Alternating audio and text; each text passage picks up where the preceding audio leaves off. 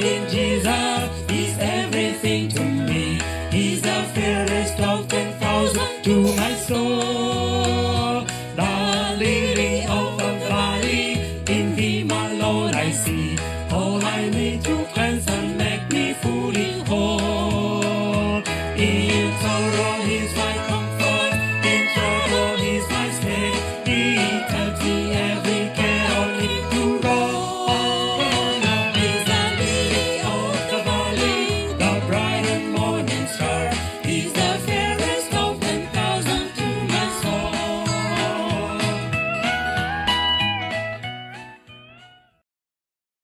La miséricorde divine nous choisit ce vendredi 28 juin 2024 pour prier Dieu et le louer avec vous.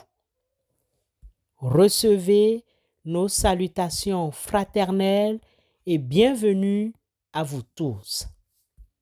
Bien-aimés frères et sœurs, les voies de Dieu sont parfaites.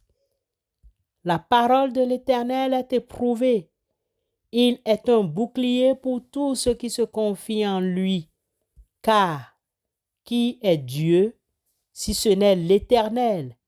Et qui est un rocher si ce n'est notre Dieu? C'est Dieu qui est ma puissante forteresse et qui me conduit dans la voie droite. 2 Samuel chapitre 22, versets 31 à 33. Life is easy when you're up on the mountain and you got peace of mind like you've never known. But things change when you're down in the valley. Don't fade, for you're never alone.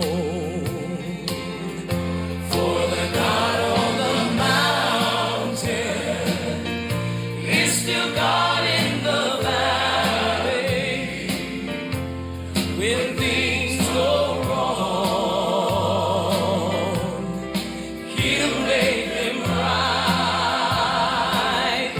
And the God of the good times is still God in the bad times. The God of the day is still God in the night. Bien-aimés, hier, nous avons proposé à votre écoute une esquisse sur Osée chapitre 4 verset 6. Aujourd'hui, nous vous posons la question suivante. Dans quel contexte pourrions-nous comprendre Osée chapitre 4 verset 6? Le verset 6 de Osée 4 se situe dans le contexte du livre du prophète Osée, qui est un livre prophétique de l'Ancien Testament. Pour bien comprendre ce verset, il est utile d'examiner le contexte historique, théologique, littéraire dans lequel il est inséré. Selon le contexte historique, le prophète Osée a prophétisé pendant une période critique de l'histoire d'Israël, probablement vers la fin du 8e siècle avant Jésus-Christ, peu de temps avant l'invasion et la déportation d'Israël par la Syrie. À cette époque, Israël s'était éloigné de Dieu, pratiquant l'idolâtrie, l'injustice sociale et la tromperie. Dans quel contexte historique pourrions-nous comprendre ce verset? Osée est souvent appelé le prophète de l'amour de Dieu en raison de la façon dont son histoire personnelle reflète la relation entre Dieu et Israël. Dieu utilise la relation entre Osée et sa femme infidèle Gomère pour illustrer la relation entre lui et le peuple d'Israël dans le livre d'Osée. Les passages clés où cette analogie se trouve principalement dans les premiers chapitres du livre d'Osée au chapitre 1, les versets 2 et 3. La première fois que l'Éternel adressa la parole à Osée, l'Éternel dit, « Va, prends une femme prostituée et des enfants de prostitution, car le pays se prostitue, il abandonne l'Éternel. » Il alla et il prit Gomère, fille de Diblaïm. Elle conçut et lui enfanta un fils. Dans ces deux versets, Dieu commande à Osée de prendre une femme prostituée comme épouse pour symboliser l'infidélité d'Israël envers lui.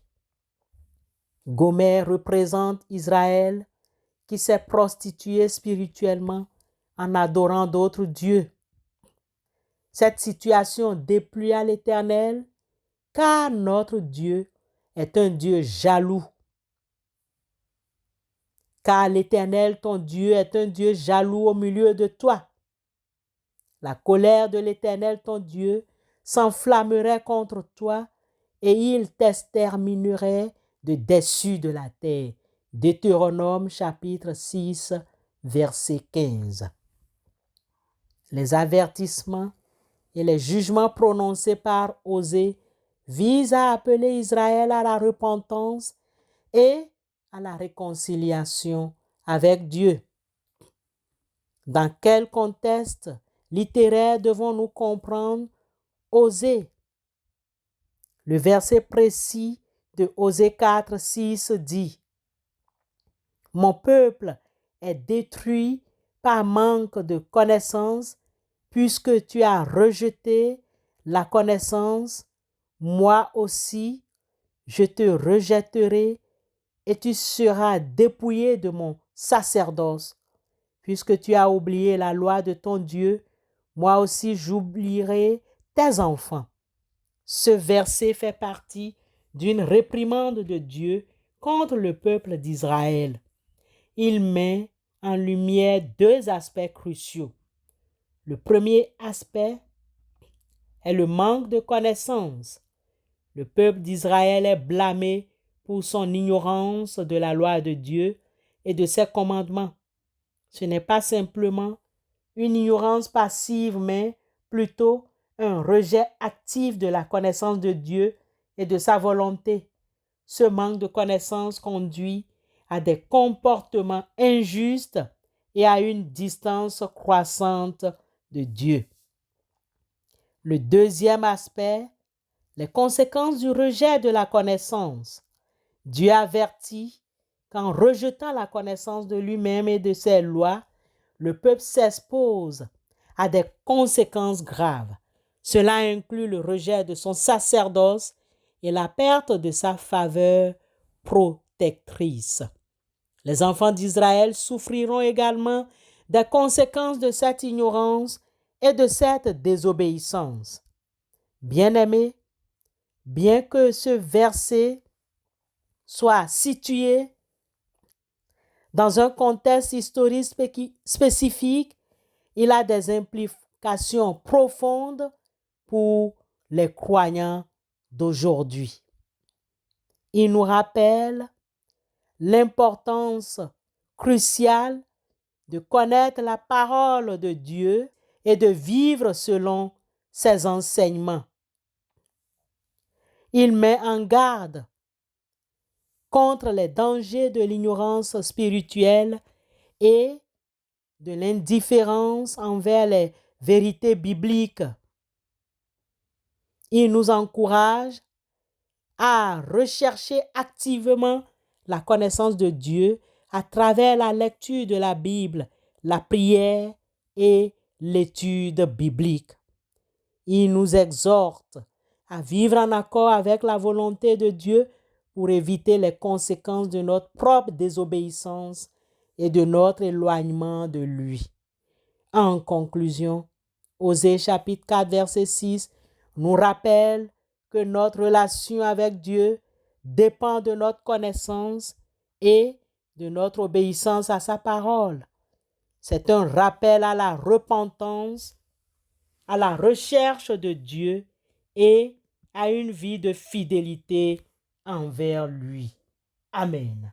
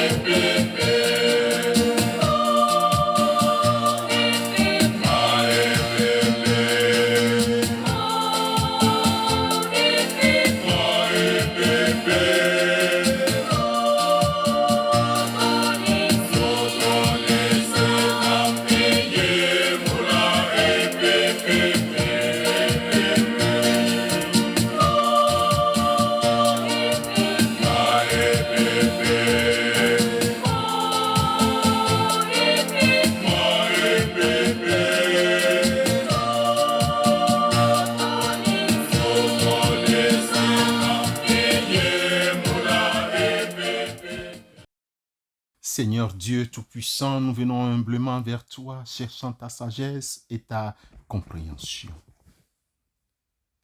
Nous désirons profondément te connaître davantage et marcher selon tes voies.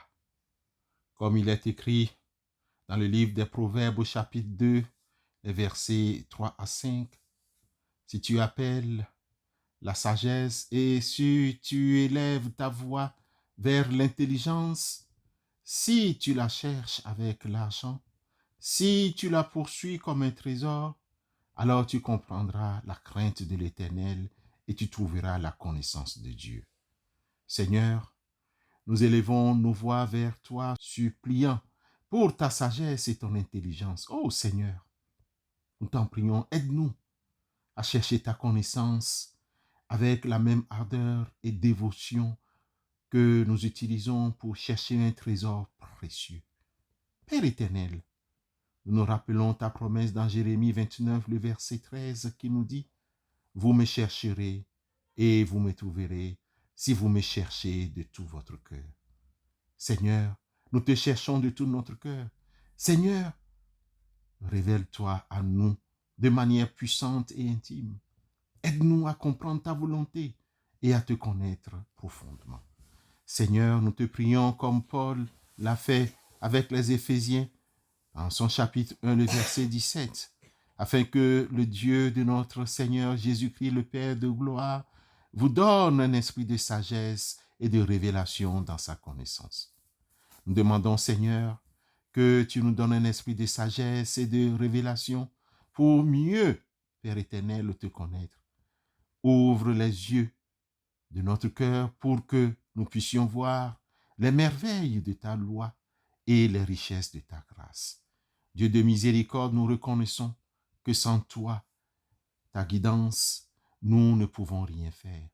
Comme Jésus a dit dans Jean chapitre 17, le verset 3, « Or, la vie éternelle, c'est pour qu'ils te connaissent, toi, le seul vrai Dieu, et celui que tu as envoyé, Jésus-Christ. » Ô Père éternel, accorde-nous, Seigneur, la grâce de te connaître, toi, le seul vrai Dieu, et ton Fils Christ Jésus, car en cela réside la vie éternelle.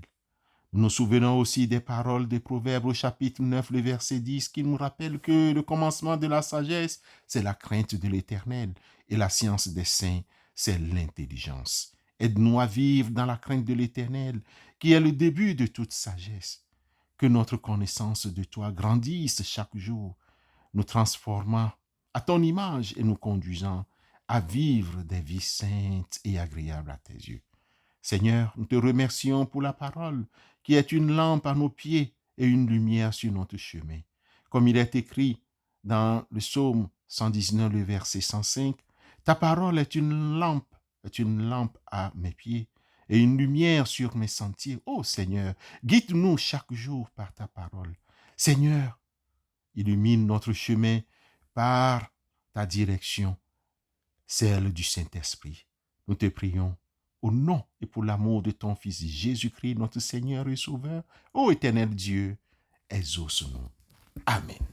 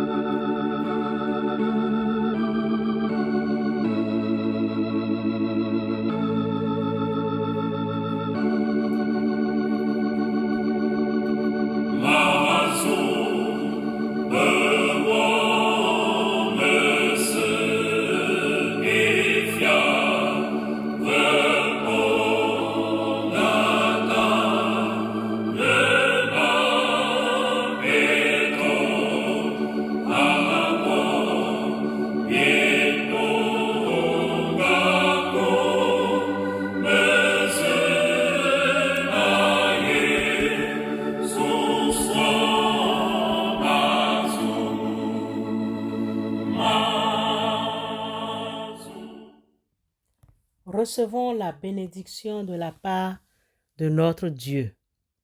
Que l'Éternel te bénisse et te garde. Que l'Éternel fasse briller son visage sur toi et t'accorde sa grâce. Que l'Éternel se tourne vers toi et te donne la paix.